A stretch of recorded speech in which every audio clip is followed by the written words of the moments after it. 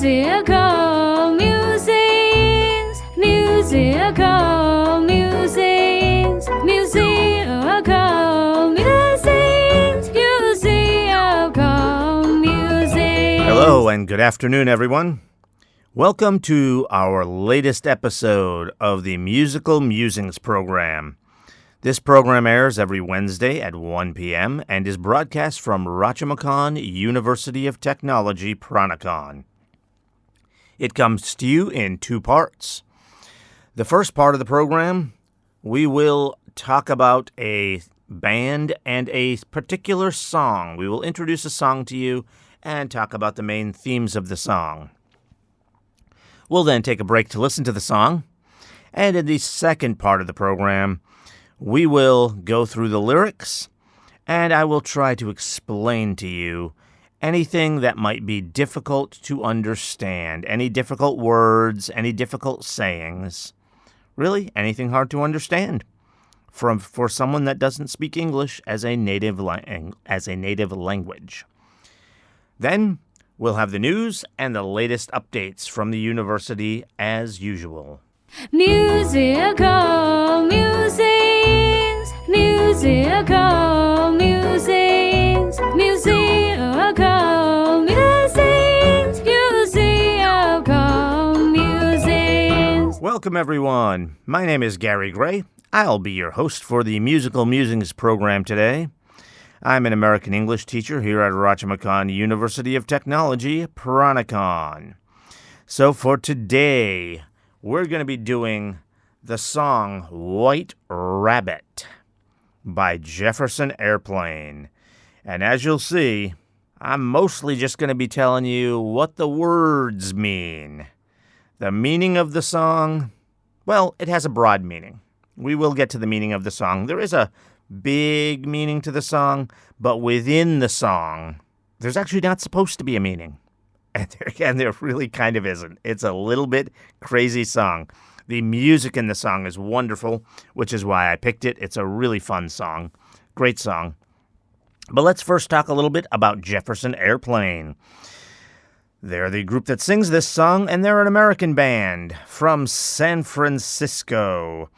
Most of you probably know where San Francisco is. That is in California, on the west coast of the United States. I wouldn't exactly say that's close to Thailand, as America is thousands and thousands and thousands of miles away. But California is as close as you can get in the U.S. to Thailand. So San Francisco is right on the coast in the middle of California. Okay, so Jefferson Airplane, they formed in 1965. Their founder, Marty Balin, actually bought his own club just in order to have his band perform there. And he didn't even actually have the band together yet when he bought the club, which is a little bit crazy. So he wanted his band to be able to perform there. That's called a house band, a band that performs at the same club all the time. And, of course, they would bring in other similar musicians. So that was the goal behind his club.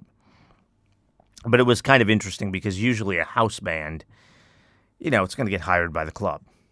That's what's going to happen.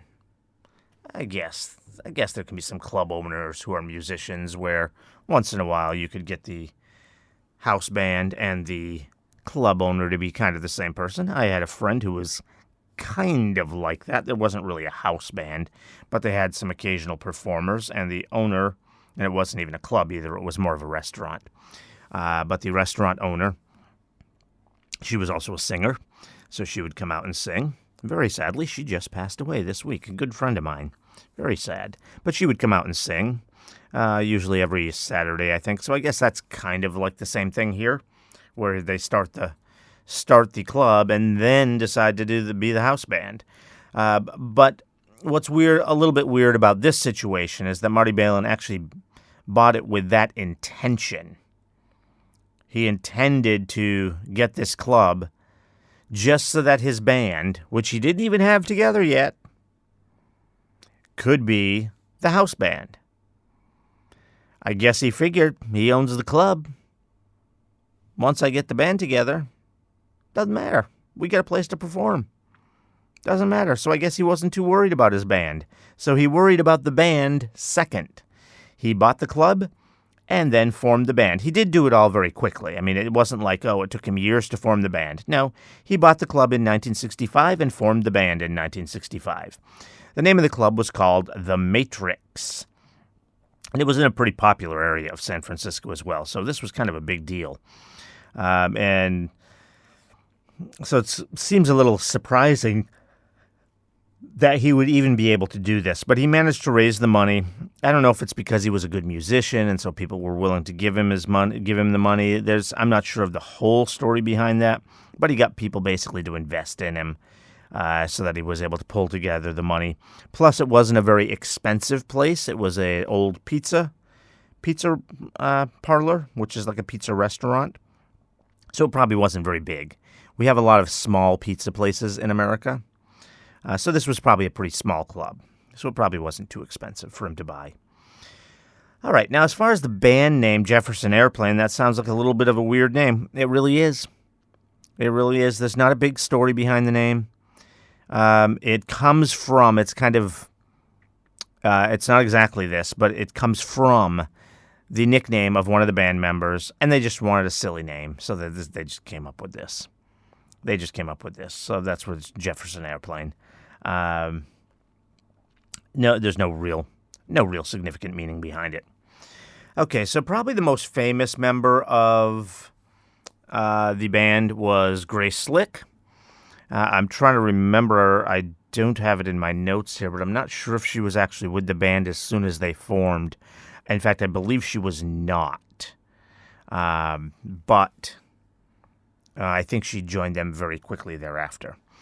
So she joined pretty early on. So she was there almost from the beginning. She's probably their most famous member. Grace Slick is her name.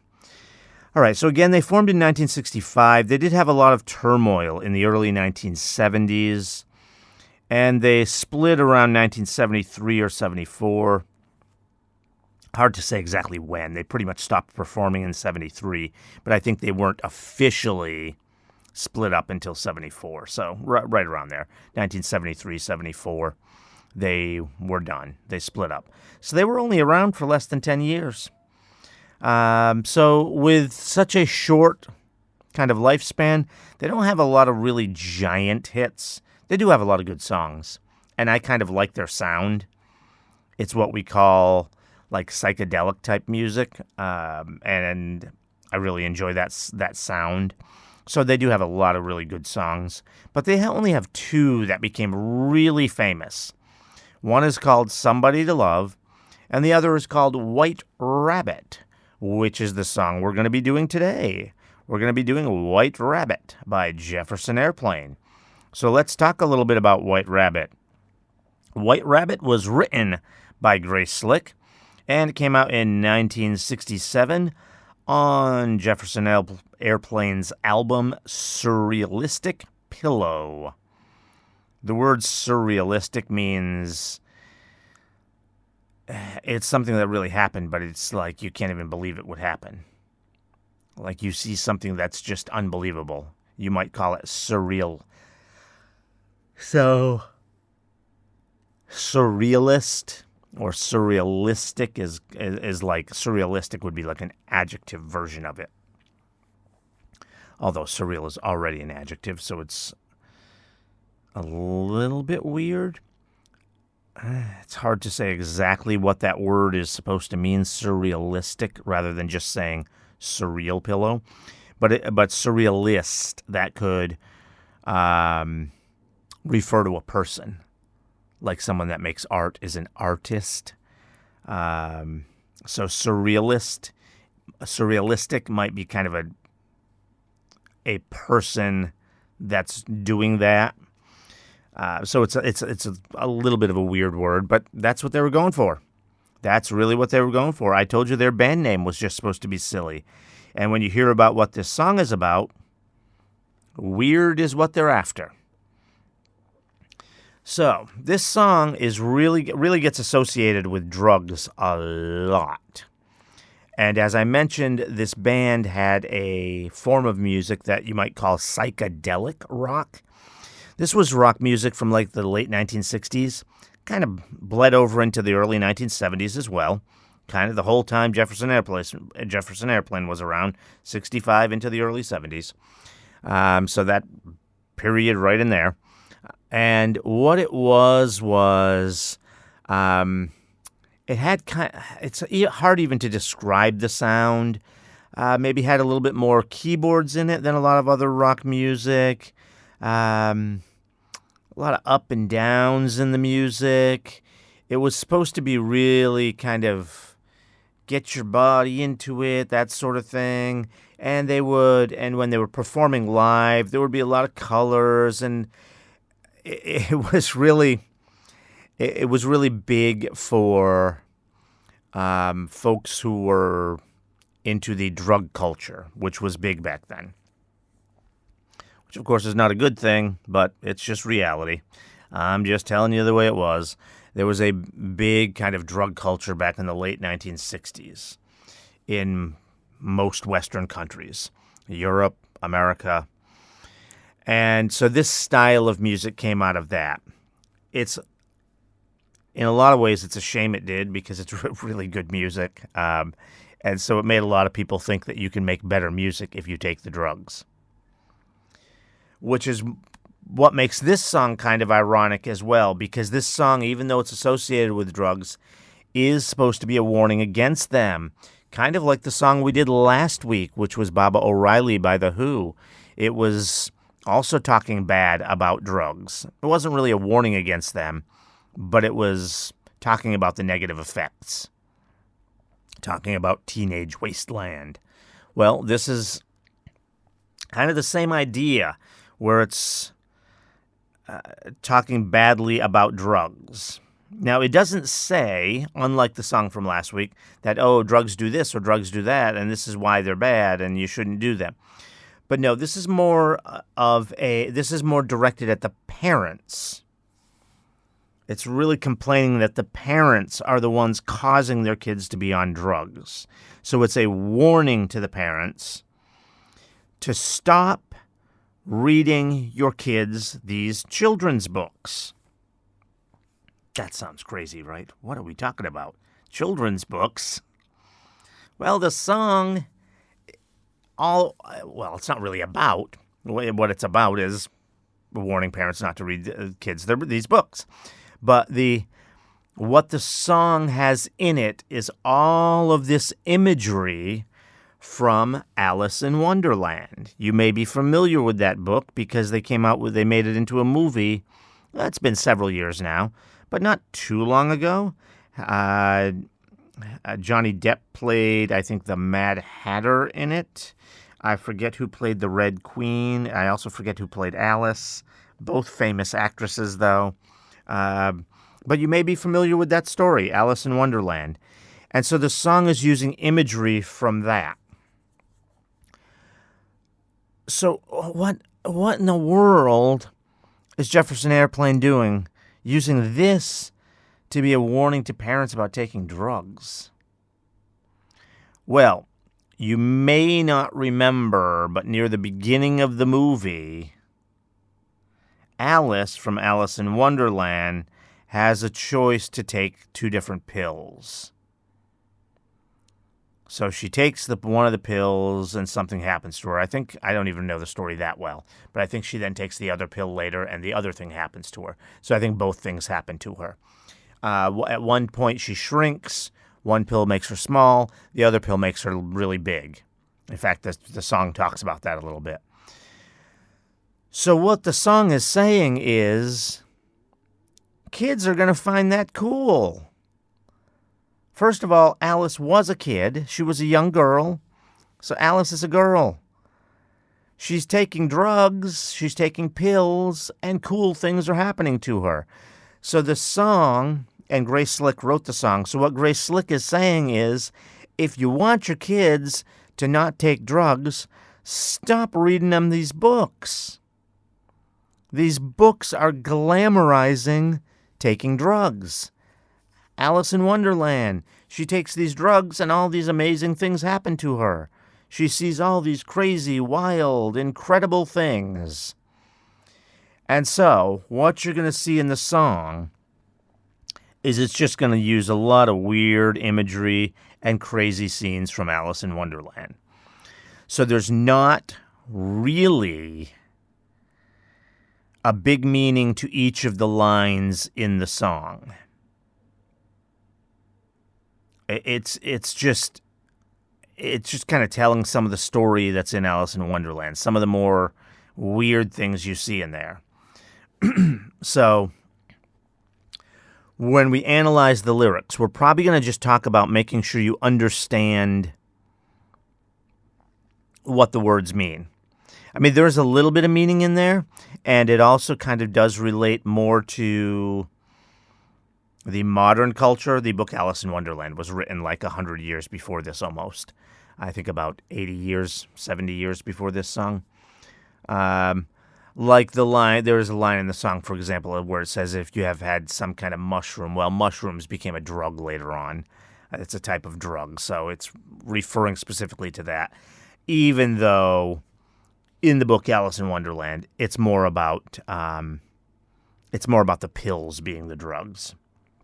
Okay, so it's just going to use a lot of this wild and crazy imagery, these crazy scenes from Alice in Wonderland. That's what the song does. And again, it's a warning to parents about not exposing your kids to this media. Remember, there wasn't a lot of TV back then, so books would be a big deal then.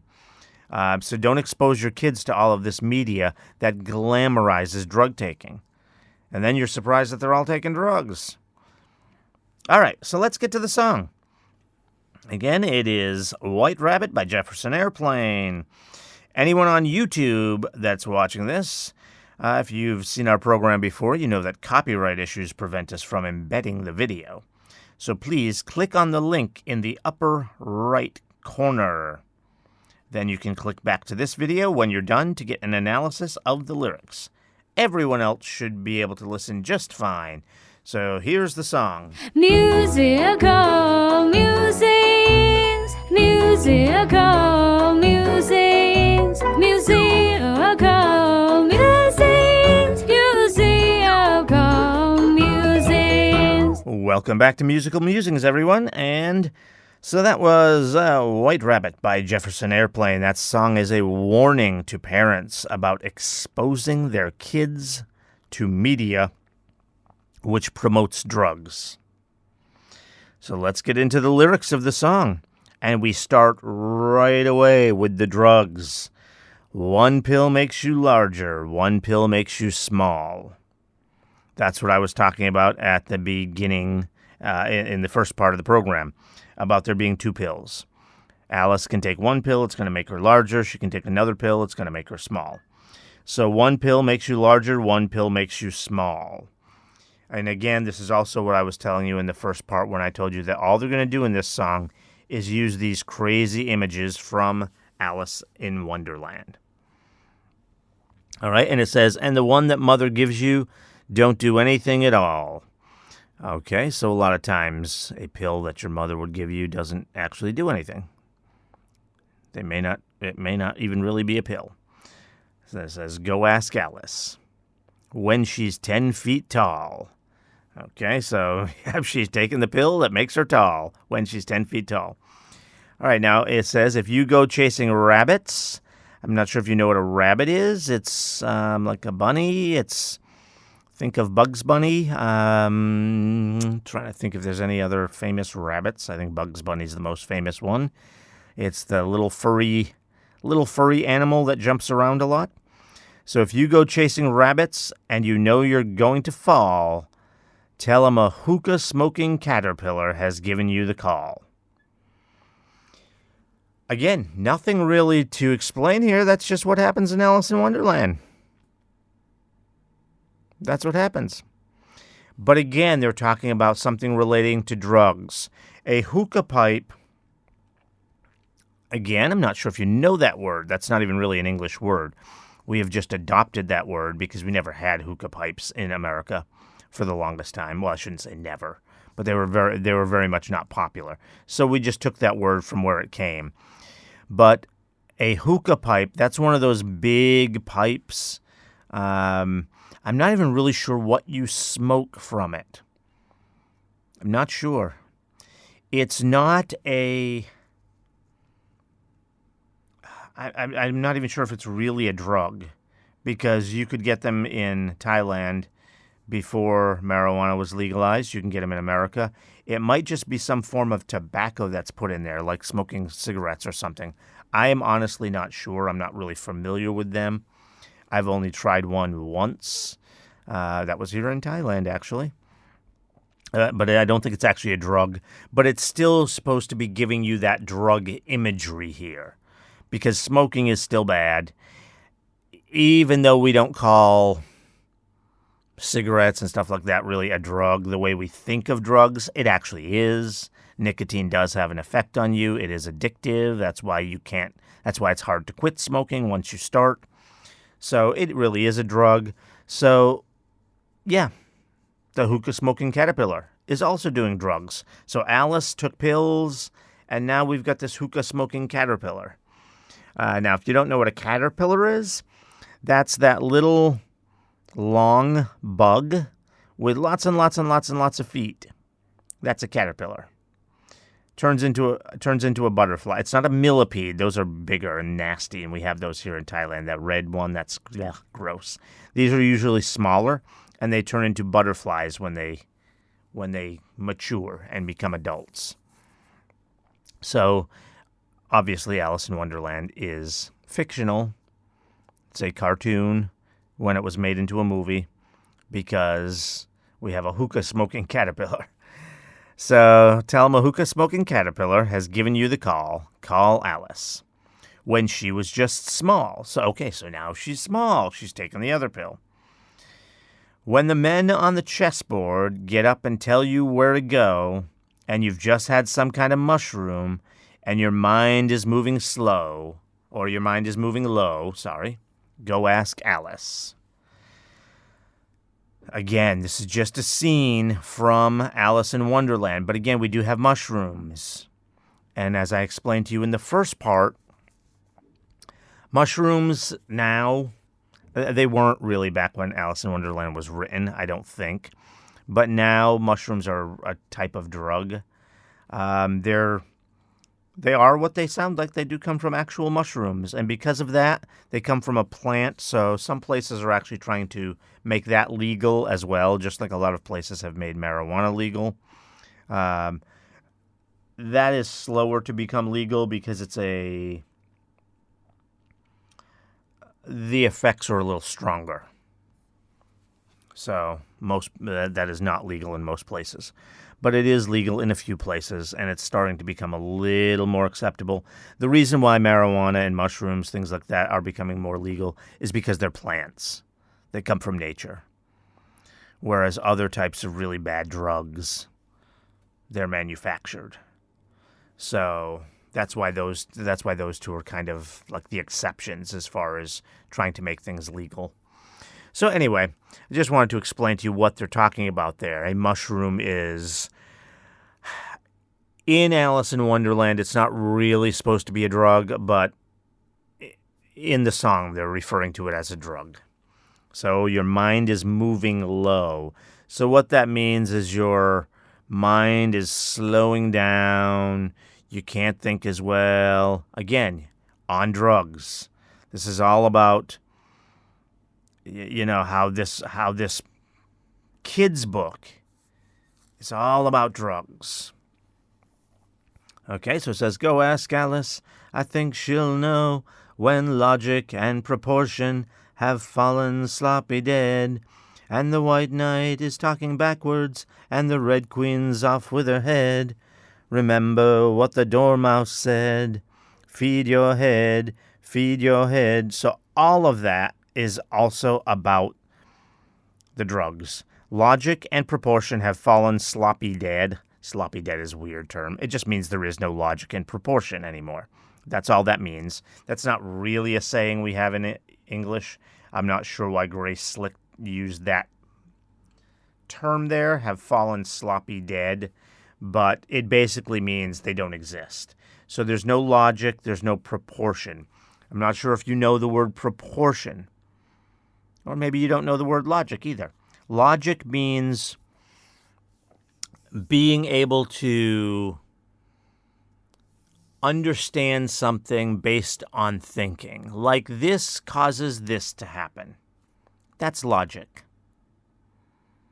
We know this is true because this is true. Logic. And what proportion means is that you expect things to be a certain size. If you looked at a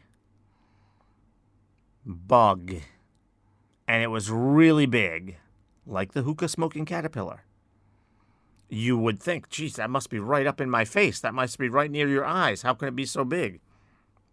And then you find out, no, it's really far away. It actually is big. That's like, oh, it's going to confuse you. It's like, that doesn't make sense. The caterpillar is not that big. That's proportion. So everything's out of proportion. Things look bigger than they are, or look smaller than they are, or look bigger than they should be, or look smaller than they should be. Just like Alice. She gets big, she gets small, she's out of proportion. So that's what they mean when they say logic and proportion are dead. And think about what that is. Logic is your way of thinking about things. Proportion is your way of perceiving things, like the way you see things, understand what they are. So what they're talking about is your brain not working. Because again, we're talking about the effect of drugs. So the White Knight, he's talking backwards, which he actually is in Alice in Wonderland. And the Red Queen's off with her head. The Red Queen is always saying, off with her head. And I think, if I remember correctly, they actually do cut off her head. And this is a children's book. But I think she's not dead when they cut off her head, which is why it's crazy again, why it's in this song, because it's a crazy scene. Okay, and it says, remember what the Dormouse said. Okay, that line, I have to admit, I'm not sure what that means because I don't remember what the Dormouse said. There is a Dormouse in Alice in Wonderland. He probably said something that was important. Maybe he said, feed your head. Maybe that's what the next line is. Feed your head. That sounds like feed your head. Remember what we just talked about? Logic and proportion have fallen sloppy dead. It's because of the effects of the drugs. So when he says feed your head, it sounds like he's suggesting that you take more drugs. That's what that would sound like. So that's what this song is about. That's what this song is about. It's about a warning to parents that they shouldn't let their children read things like Alice in Wonderland, or now that it's 50 years later, they've made it into movies, so you shouldn't see the movie either. So kids should not be seeing this movie or reading these books because it's encouraging them to try these things, to try these drugs. So it's very interesting because it's really an anti-drug song, and yet the song is really associated a lot with drugs, almost in a positive way, as if it's good. Of course it's not. Don't take drugs. It's not good.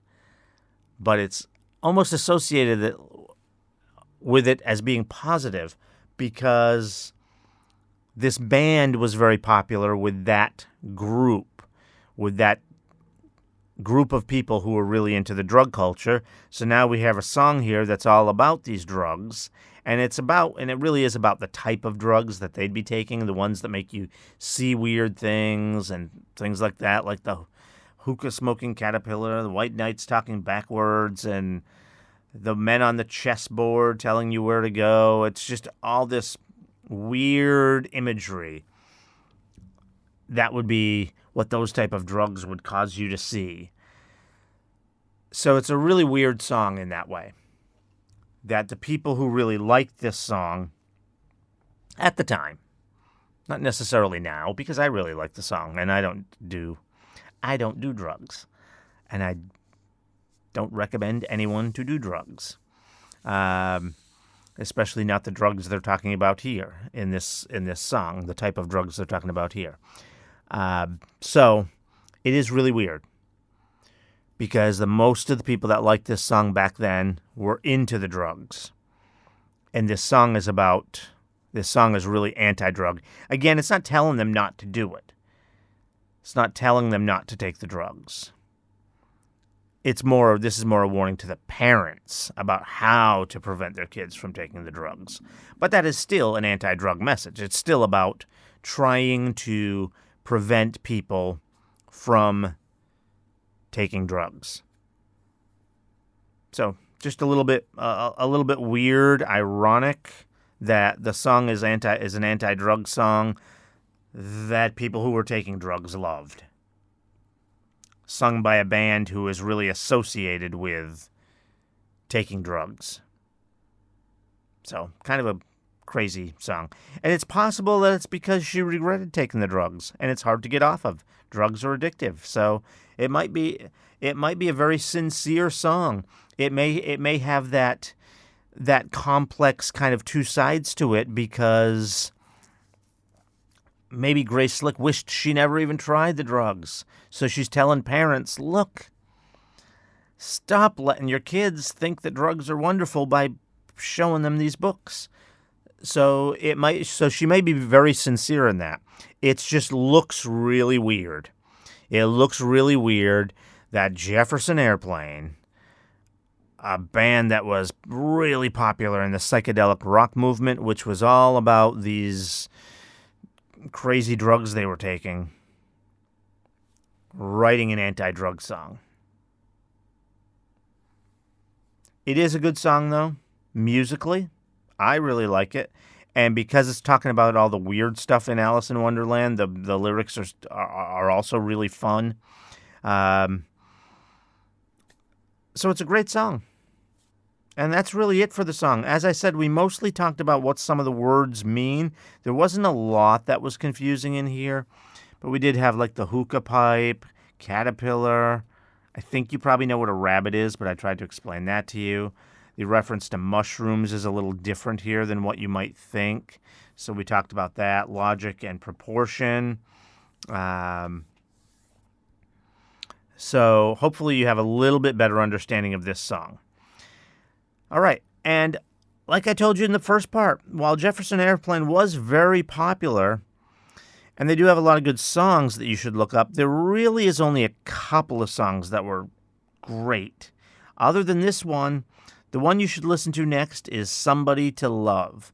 Both songs were very popular, and they got into the top 10 in the U.S., and I believe those were their only two top 10 hits, if I remember correctly. I don't have a note about that, but I believe that is correct. That's Somebody to Love and White Rabbit were their only two top 10 hits. So go check out Somebody to Love. Thanks for joining us today for our latest Musical Musings program. Please make sure to stay with us and tune back in next week for another great song. Also, remember to subscribe to our channel. Thank you. Musical musings, musical musings, musical